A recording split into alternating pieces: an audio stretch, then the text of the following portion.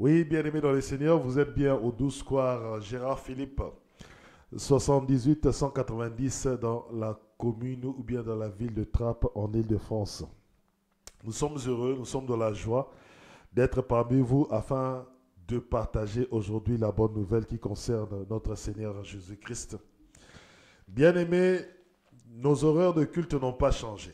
Nos cultes sont de 10 heures à 12 heures chaque dimanche au 12 square Gérard Philippe. Et si vous voulez participer avec nous à un temps d'adoration, de louange et de partage, bien aimé, n'hésitez pas à regarder dans la description de cette vidéo, vous trouverez mon numéro de téléphone. Si vous avez des questions, n'hésitez pas à mettre ça sur les commentaires. Et si vous avez besoin de plus d'approfondissement au niveau de la parole, bien aimé, n'hésitez pas. Appelez-moi et nous pourrons partager. Prions et commençons ces moments d'enseignement. Père Tout-Puissant, Père éternel, le véritable Dieu, le Dieu d'Abraham, le Dieu d'Isaac, le Dieu de Jacob. Béni soit ta grâce et ta faveur, béni soit le souffle de vie que tu nous as accordé. Père, tu n'as pas besoin de respirer pour vivre, mais nous avons besoin de respirer pour démontrer que nous sommes en train de vivre, nous sommes en train de respirer. Oui, Père d'amour, Père de grâce, tu es celui qui est la vie et tu es celui qui a la vie. En dehors de toi, il n'y a point de vie. En dehors de toi, il n'y a que la mort. Béni soit ta grâce et ta faveur pour notre vie aujourd'hui. Père, nous te recommandons cet instant entre tes mains. Que ton Esprit Saint nous conduise. Que ton Esprit Saint nous parle. Oui, que ton Esprit Saint nous rappelle ce que le Maître a dit. Nous rappelle ce que notre Seigneur et Sauveur Jésus de Nazareth, ton Fils, a dit. Afin que nous puissions marcher dans la lumière et non dans les ténèbres. Afin que nous puissions marcher selon lui et non selon nous. Merci encore, Père. Au nom de Jésus-Christ, j'ai ainsi prié. Amen, amen, amen, amen. Bien-aimés dans le Seigneur, je vous dis bienvenue, bienvenue, bienvenue. Ce matin, nous allons parler de la sagesse de Dieu. Ce matin, nous allons expliquer la sagesse de Dieu. Les gens pensent que lorsque nous sommes chrétiens, nous sommes comme des fous. Lorsque nous acceptons Jésus-Christ dans notre vie, nous sommes comme des parias, des gens qui ne comprennent pas le monde, des gens qui ne sont pas intellectuels, des gens qui ne sont pas sages. Mais aujourd'hui, ce matin, le Saint-Esprit m'a conduit à vous parler de la sagesse de Dieu. C'est quoi la sagesse de Dieu? Comment est-ce qu'elle se manifeste? Bien aimé, beaucoup de gens cherchent la sagesse dans ce monde. Mais dans quel but? Parce que quelqu'un peut chercher la sagesse pour vivre avec son voisin, pour vivre avec sa femme, pour vivre avec ses enfants, pour vivre dans le monde. Mais nous, la sagesse que nous prêchons, elle n'est pas de ce monde. La sagesse que nous prêchons est une sagesse qui vient d'en haut. C'est-à-dire qui vient du Dieu véritable. Et aujourd'hui, le thème de ce matin, c'est Jésus-Christ et la sagesse de Dieu. C'est lui qui nous a ramené cette sagesse. C'est lui qui nous a parlé de cette sagesse. Sans lui, nous n'aurions pas pu connaître la sagesse de Dieu. Sans lui, nous ne pourrions pas pu comprendre la sagesse de Dieu. Sans lui, nous n'aurions pas pu comprendre qui est Dieu et qu'est-ce qu'il attend de nous. Alors ce matin, bien-aimé, j'aimerais te parler de la sagesse de Dieu. Prenons 1 Roi chapitre 3, à partir du verset 16 jusqu'au verset 28. Je lis au nom de notre Seigneur Jésus-Christ. Alors deux prostituées vinrent vers le roi et se tinrent devant lui. L'une des femmes dit, « S'il te plaît, mon Seigneur, moi et cette femme, nous habitons la même maison. Et j'ai eu un enfant. Alors qu'elle était dans la maison, il est arrivé que le 3e jour, après ma délivrance ou après mon accouchement, cette femme aussi a eu un enfant. Nous étions ensemble. Il n'y avait pas d'étranger avec nous, rien que nous deux dans la maison. Or, le fils de cette femme est mort une nuit parce qu'elle s'était couchée sur lui. Elle se leva au milieu de la nuit, prit mon fils d'à côté de moi pendant que ta servante dormait. Elle le mit sur son sein, et son fils mort elle le mit sur mon sein. Je me levai pour allaiter mon fils, et voici qu'il était mort. Mais au matin, je l'examinai, et voici que ce n'était pas mon fils que j'avais enfanté. Alors l'autre femme dit, ce n'est pas vrai. Mon fils est celui qui est vivant, et ton fils est celui qui est mort. Et celle-là reprenait, ce n'est pas vrai. Ton fils est celui qui est mort, et mon fils est celui qui est vivant. Elle se disputait ainsi devant le roi qui prononça. Celle-ci dit, voici mon fils qui est vivant, et c'est ton fils qui est mort. Et celle-ci l'a dit, et celle-là dit, ce n'est pas vrai. C'est ton fils et celui qui est mort, et mon fils est celui qui est vivant. Apportez-moi une épée, ordonna le roi. Et on apporta l'épée devant le roi, qui dit, partagez l'enfant, vivant en deux, et donnez la moitié à l'une et la moitié à l'autre. Alors, la femme, dont le fils était vivant, s'adressa au roi, car sa pitié s'était enflammée pour son fils. Et elle dit, s'il te plaît, mon Seigneur, qu'on lui donne l'enfant, qu'on ne le tue pas.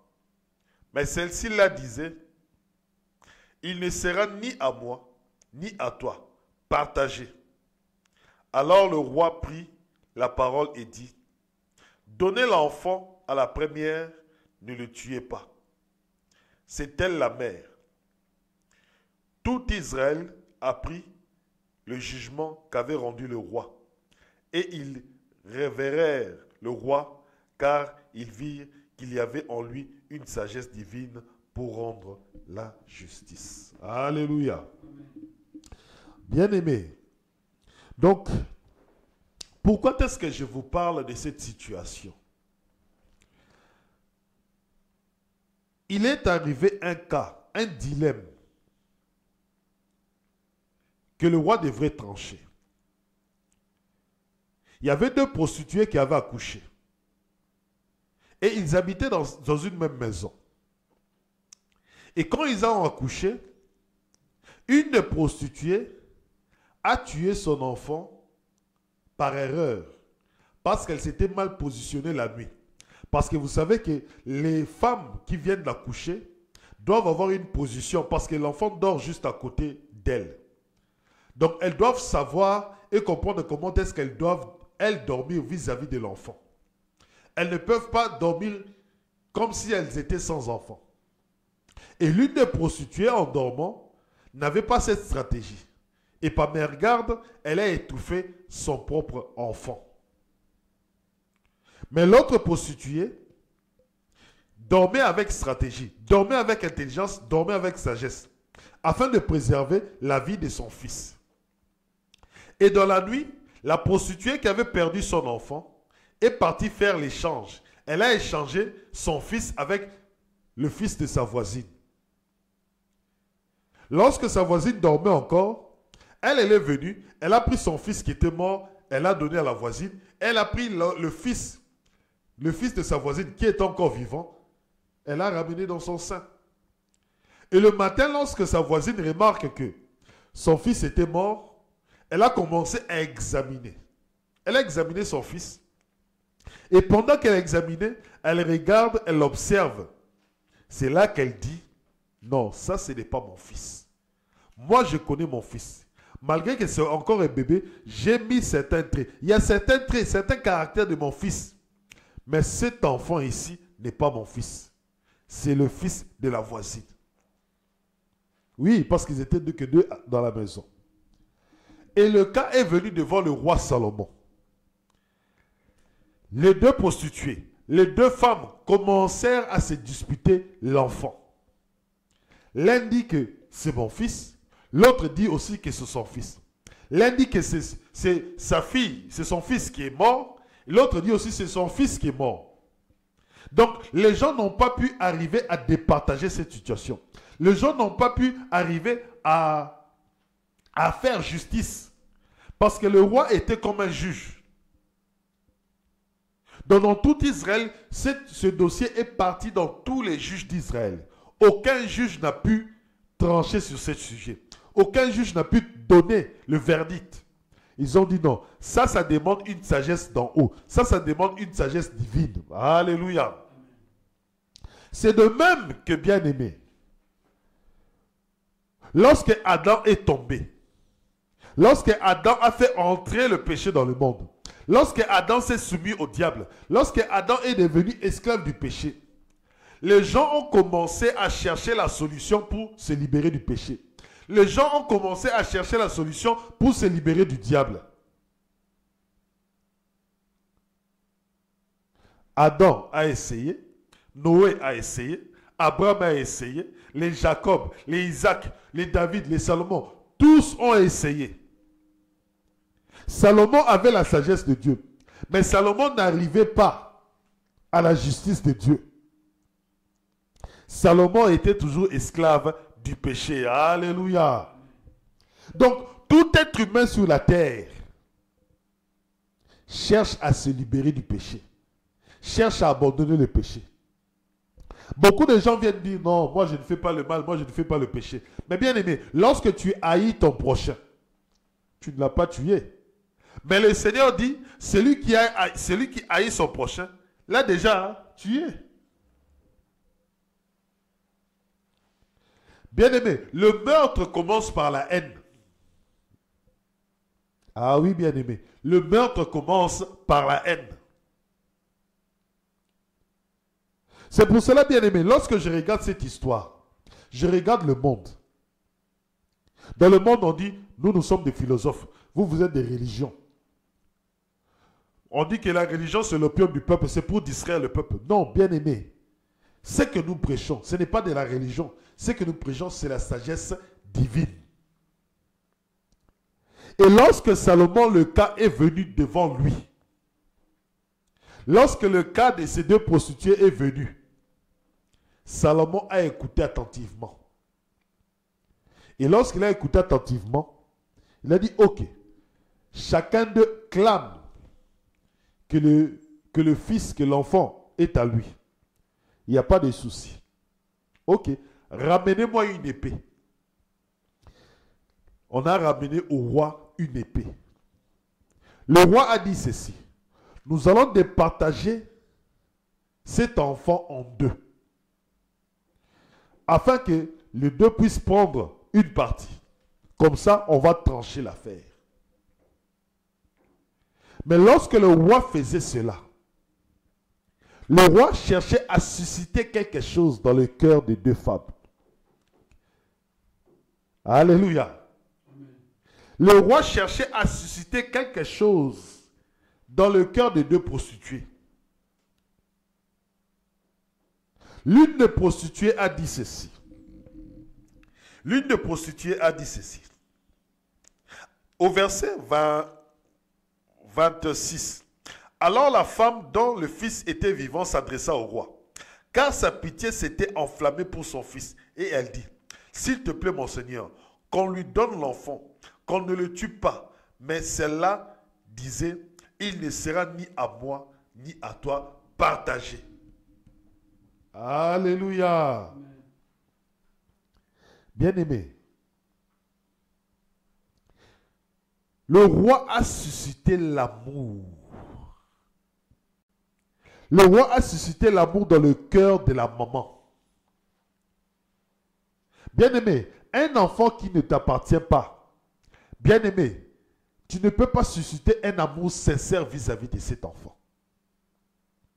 Un véritable parent, lorsqu'on touche son enfant, c'est l'amour qui se manifeste. Un véritable parent, lorsque son enfant est malade, lorsque son enfant est dans le souci, c'est l'amour qui est suscité dans son cœur.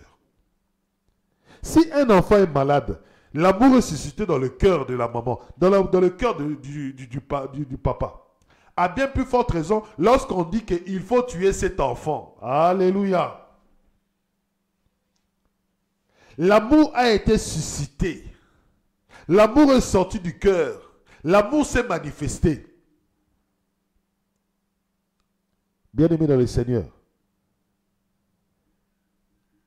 lorsque le Père nous a regardés, lorsque le Père a regardé le monde, lorsque le Père a regardé comment est-ce que les gens vivent dans le péché, lorsque notre Dieu véritable a regardé comment est-ce que le monde était dans le désordre, sa création, il a regardé l'être humain qu'il a créé à son image.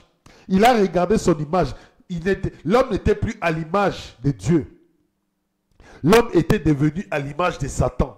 L'homme était devenu à l'image du péché. L'homme était devenu à l'image du chaos. Dieu a regardé. Dieu ne voulait pas la mort de sa création. Dieu ne voulait pas la mort de sa créature. Et c'est ça qui a suscité l'amour de Dieu. Alléluia. Bien-aimé, lorsque Dieu regarde un homme dans le péché, cela suscite son amour. Jean chapitre 3, verset 16, nous l'avons vu le dimanche passé. Dieu a tant aimé le monde qu'il a donné son Fils afin que quiconque croit en lui ne périsse point. Dieu ne voulait pas la mort. Alléluia.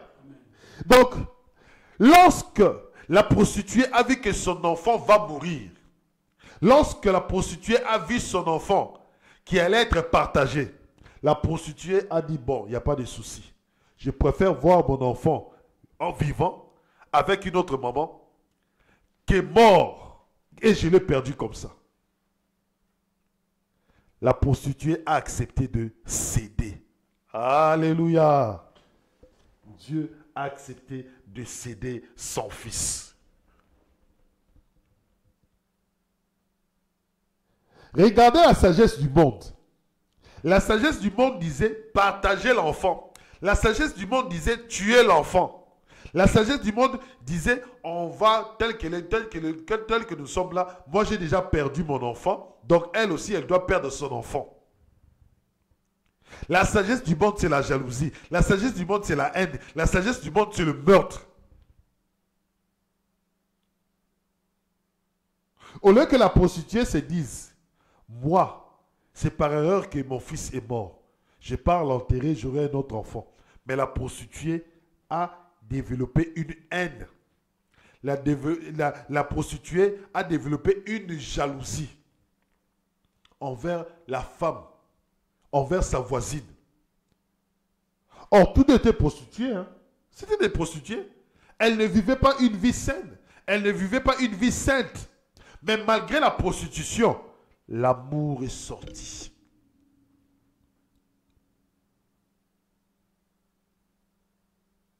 L'amour est sorti. Bien-aimé, tel que tu vois les prostituées, bien-aimé, si tu touches à son enfant, bien-aimé, c'est l'amour qui se manifestera. Malgré que tu la vois dans la prostitution, c'est l'amour qui se manifestera. Le monde dit partager. L'autre prostituée dit partager, dit diviser. Comme ça, on va tout perdre. Moi, je perds mon enfant, elle aussi, elle perd son enfant. Mais la prostituée, celle qui était la véritable mère, la véritable maman du fils, de l'enfant, a dit non, je préfère le voir vivant avec elle que mort, que nous puissions perdre cet enfant. Bien-aimés dans le Seigneur, en tant que Père, notre Dieu nous a regardés. Il a préféré sacrifier son Fils unique afin que nous puissions être sauvés. Lorsque le roi Salomon a ramené l'épée, c'était le jugement, c'était la mort, c'était la condamnation. La condamnation qui devait tomber sur le fils, la condamnation qui devait tomber sur l'enfant, c'était l'épée, c'était la mort. Mais la maman, la véritable maman, a accepté de céder. C'est ça le sentiment qui était dans le Père. C'était ça le sentiment qui était dans le Père. Il a dit, pour que mes enfants ne périssent point, je cède mon Fils unique. Pour que mes enfants ne meurent point, je préfère que lui meure à leur place. au lieu que eux soient détruits. Bien-aimé, la sagesse du monde aurait dit, mais tu es fou. Tu es fou. Comment est-ce que tu peux céder ton fils pour mourir pour des inconnus? Merci Saint-Esprit pour ta présence. Comment peux-tu céder ton fils? Il part mourir pour des pécheurs. Il part pour mourir pour des gens qui volontairement étaient en train de pécher.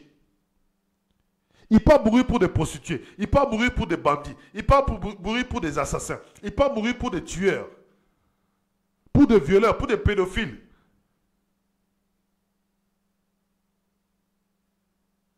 Il dit, mais on ne comprend pas la sagesse de Dieu. Christ à la croix, c'est la sagesse de Dieu. Christ qui meurt à la croix, c'est la sagesse de Dieu. Ce n'est pas la sagesse de ce monde. Ce n'est pas la sagesse du monde. La sagesse du monde, c'est l'égoïsme. La sagesse du monde ne partage pas. Alléluia. La sagesse du monde, c'est la jalousie. Mais regarde la sagesse divine bien-aimée. C'est le partage. C'est l'amour. Alléluia. Bien-aimé, nous sommes dans l'église de la grâce de Dieu Paris-France. Nous sommes en train d'œuvrer. Nous appelons les gens à venir à l'église. Bien-aimé, moi je ne peux pas être jaloux d'une personne qui a 500 membres. Je ne peux pas être jaloux d'une personne qui a 10 000 membres. Non, je ne suis pas jaloux de lui. Je sais que Dieu l'a fait grâce, il fait son chemin. Je ne peux qu'acclamer. Mais lui aussi ne peut pas me mépriser. Il ne peut pas me mépriser, par exemple. Là-bas, il n'y a que 2, il n'y a que 3. Ils sont encore dans une maison. Il ne peut pas me mépriser. Ça, c'est la sagesse de Dieu. Nous avons notre chemin. Lui aussi a son chemin. Il a sa marche. C'est pour cela, bien aimé. C'est pour cela, moi, je ne m'inquiète pas. Je suis là, je prêche, je pars évangéliser, je prêche jusqu'à ce que les gens viendront. Bien aimé, je comprends que c'est l'œuvre de Dieu. Je suis dans l'œuvre, je suis dans le champ de Dieu. Bien aimé, ne soyons pas jaloux des autres. Ne soyons pas jaloux des autres. Comme chez moi, ça ne marche pas, je dois aller détruire chez l'autre. Non, bien-aimé. Ce n'est pas ça. Comme toi, tu n'es pas marié, tu veux aussi que les autres ne soient pas mariés. Non, bien-aimé.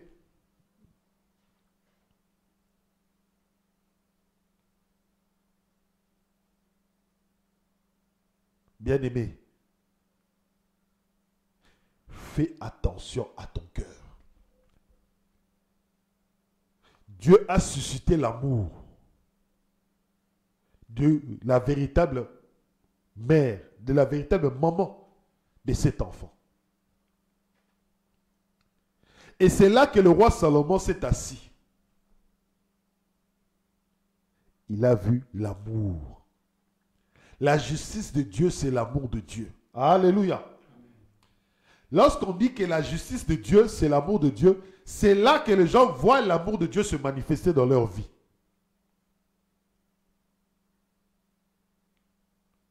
Il n'y a pas de justice de Dieu sans l'amour. Je répète, il n'y a pas de justice de Dieu sans l'amour. À la croix, c'était la justice de Dieu. À la croix, Jésus-Christ était en train de mourir. Mais regardez ce que Jésus-Christ, lorsqu'il meurt. Jésus-Christ ne s'est pas vengé des gens qui le tuaient.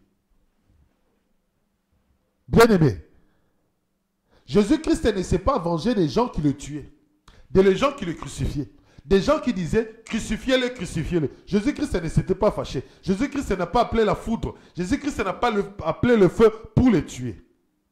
Mais Jésus-Christ a dit, Père, pardonne-leur, car ils ne savent pas ce qu'ils font. Ça, c'est la sagesse de Dieu.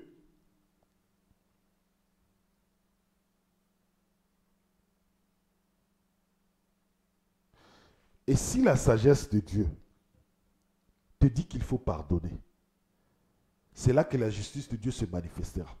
Pourquoi je dis que la justice de Dieu marche avec l'amour?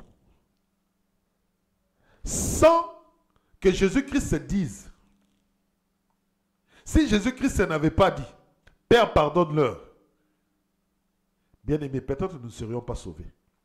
Parce que Jésus-Christ serait mort avec la haine, la colère. Mais Jésus-Christ est mort avec l'amour en donnant l'amour. Jésus-Christ a gardé l'amour. Jésus-Christ, même à la dernière minute, il a donné l'amour.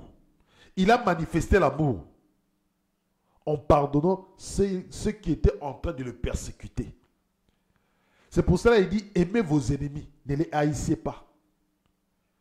Parce que lorsque tu aimes ton ennemi, automatiquement tu manifestes la justice de Dieu.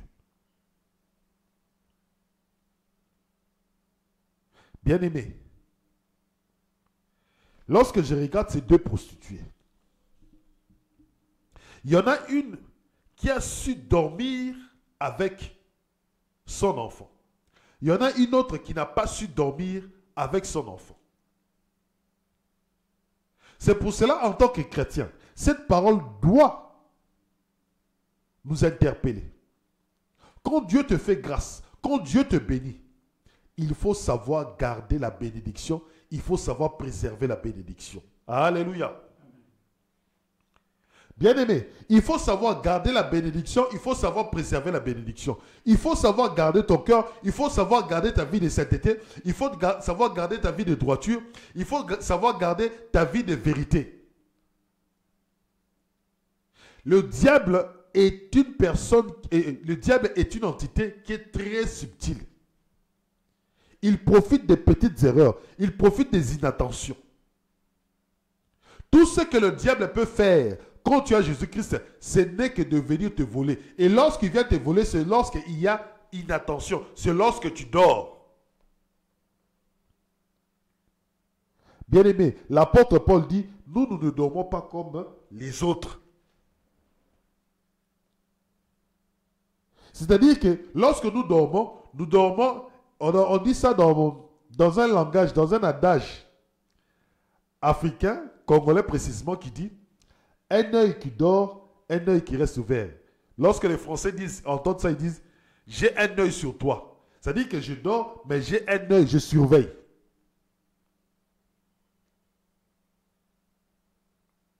Bien-aimés, veillons sur nous. Veillons sur notre comportement. Veillons sur ce que Dieu nous a donné. Quand Dieu te donne le souffle de vie, veille sur ton souffle de vie. Quand Dieu te donne la santé, veille sur ta santé. Ta santé mentale, ta santé sentimentale, ta santé physique. Bien-aimé, veille sur ta santé. Veille sur ce que Dieu t'a donné. Veille sur ton travail, veille sur ta maison, veille sur ta femme, veille sur ton mari, veille sur tes enfants. La sagesse de Dieu.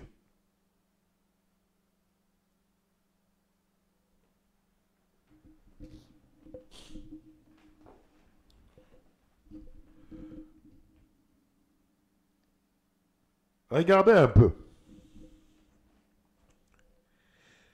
Lorsque le roi Salomon ramène l'épée, écoutez ce que le roi dit. Apportez-moi une épée, ordonna le roi.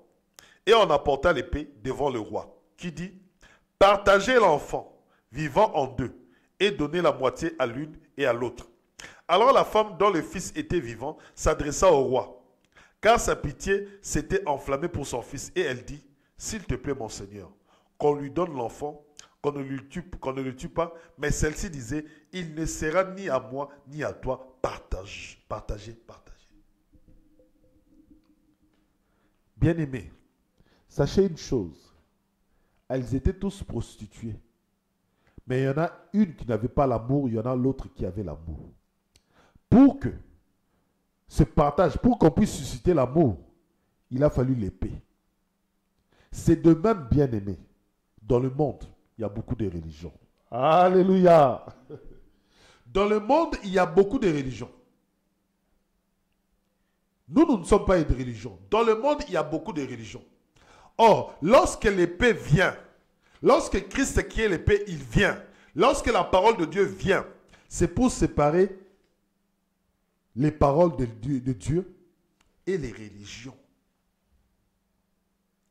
C'est pour qu'il y ait séparation, c'est pour qu'il y ait différence. Aujourd'hui, tu as des musulmans qui disent, oui, nous croyons en Jésus-Christ. Nous croyons qu'il est le Christ. Et beaucoup de chrétiens vont dire, oui, tu vois, les musulmans croient au Seigneur Jésus-Christ. Bien aimé, leur croyance au Seigneur Jésus-Christ n'est pas pareille avec notre croyance. Alléluia. Nous croyons que Jésus-Christ est mort pour nous. Mais eux ne croient pas que Jésus-Christ est mort pour nous. Nous croyons que Jésus-Christ est ressuscité le 3e jour. Mais eux, ils ne croient pas en la résurrection. Or, si tu ne crois pas en la résurrection, ta foi est vaine. C'est pour cela, lorsque la parole vient, c'est pour séparer le vrai et le faux. C'est pour séparer l'ivraie et le blé. C'est pour séparer ceux qui sont dans les ténèbres et ceux qui sont dans les lumières. C'est pour qu'il y ait une différence. Or, notre différence, c'est quoi? C'est la foi.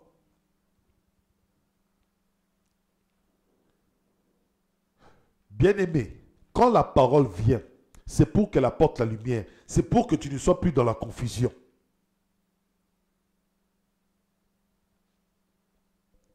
La parole peut venir dans un couple, dans le mariage. C'est pour ne pas créer la division, c'est pour créer l'unité. C'est pour susciter l'amour. C'est pour susciter l'amour.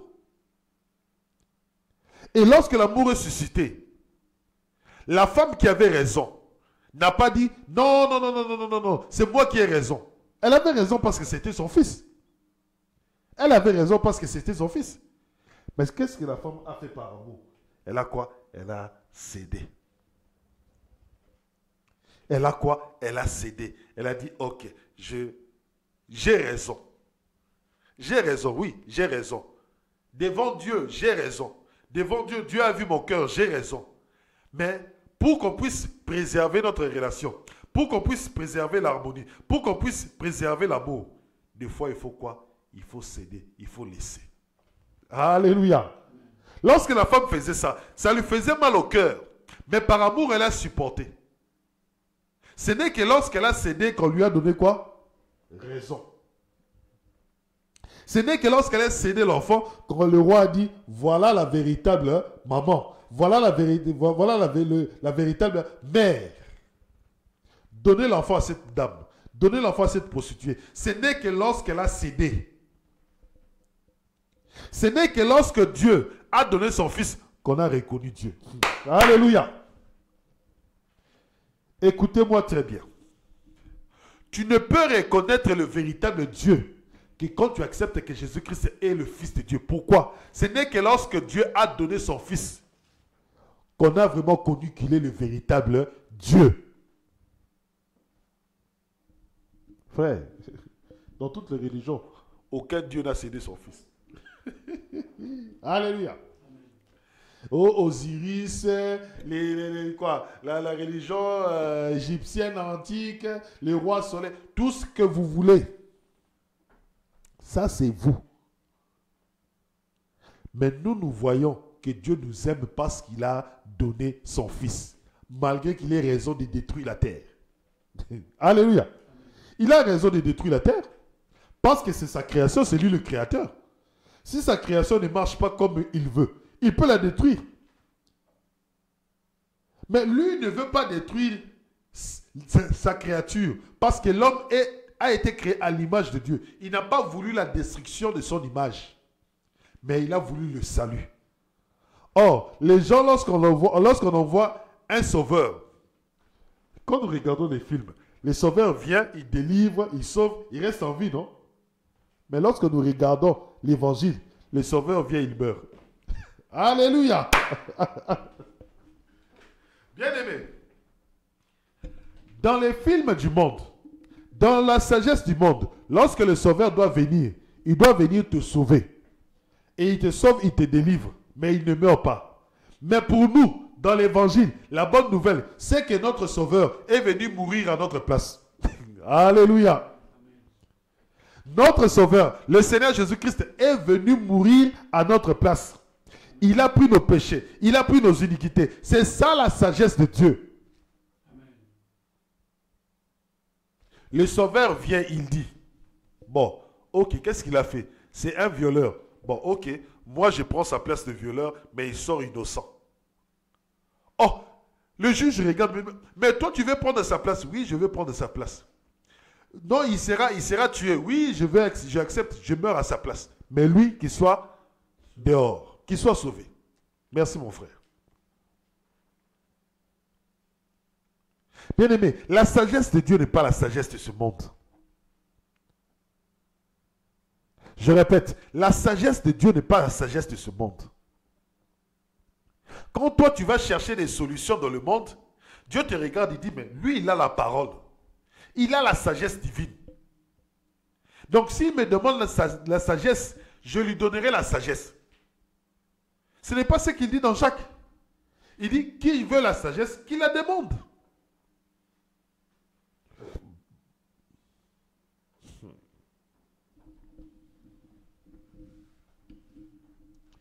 Lorsque la femme a dit, ok, d'accord, je préfère que l'enfant reste vivant.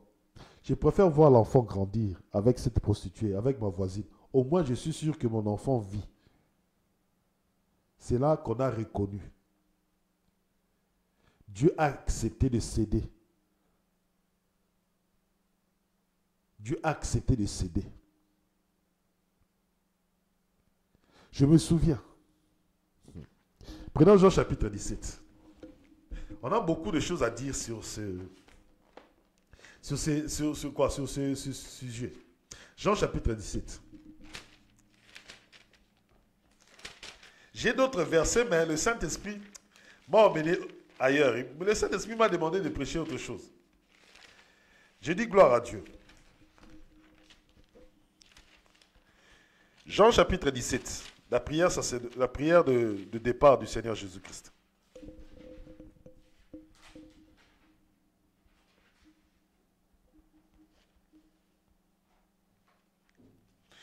À partir du verset 1. Ainsi parla Jésus. Puis, levant les yeux au ciel, il dit, Père, l'heure est venue, glorifie ton Fils, pour que ton Fils te glorifie, et que par le pouvoir sur toute chair que tu lui as conféré, il donne la vie éternelle à tous ceux que tu lui as donnés. La vie éternelle. Attendez. La vie éternelle. C'est qu'ils te connaissent, toi, le seul véritable Dieu, et ton envoyé, Jésus-Christ. Bien-aimé, les disciples étaient des Juifs, non? Mais ils ne connaissaient pas le véritable Dieu. Alléluia. Les Juifs, les disciples, Pierre, Paul, Jean, Jacques, les autres, étaient des Juifs.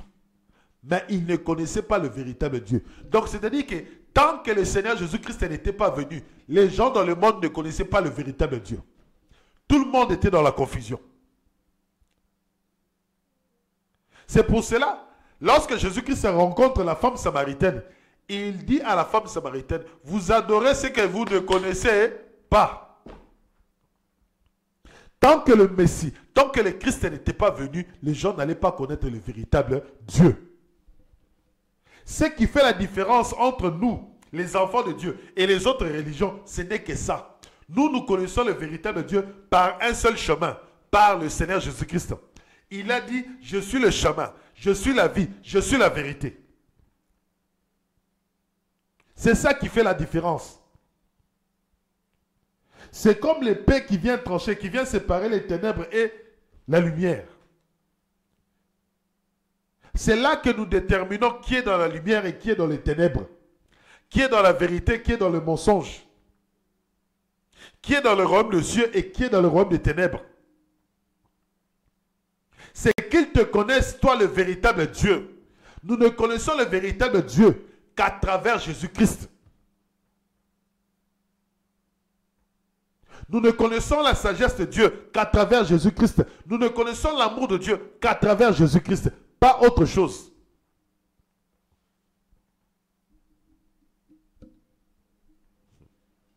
Dans d'autres églises, on dit, il faut prier Marie pour que tu puisses parler à Jésus. Alléluia. Bien-aimé dans le Seigneur. Dans d'autres églises, on dit, tu dois prier Marie, la mère de Dieu, pour que tu puisses accéder à Jésus-Christ. Et Jésus-Christ, lui, va accéder au Père. Bien-aimé, il faut des fois vous asseoir et lire la Bible. Je ne te blâme pas, je ne te condamne pas. Mais je te demande juste, prends la Bible et lis. Alléluia. Amen. La sagesse de Dieu, c'est Jésus-Christ. Tant que la femme qui avait raison ne disait pas, non, non, non, non, non, non, gardez cet enfant qui soit en vie, on n'allait pas reconnaître que c'était la maman. Elle devait céder. Elle devait laisser. Bien-aimé, il y a des gestes que tu dois faire avec tes frères et sœurs. Il y a des choses que tu dois faire afin de montrer que tu as l'amour de Dieu. Peut-être les gens ne vont pas te reconnaître aujourd'hui. Mais le geste que tu as posé, les gens diront peut-être plus tard, ah, il avait raison. C'est nous qui avons tort. Mais lui, il avait raison. La femme a manifesté l'amour, mais la femme qui n'était pas la mère de l'enfant a manifesté la haine. Frère, sœur, va puiser dans l'amour de Dieu.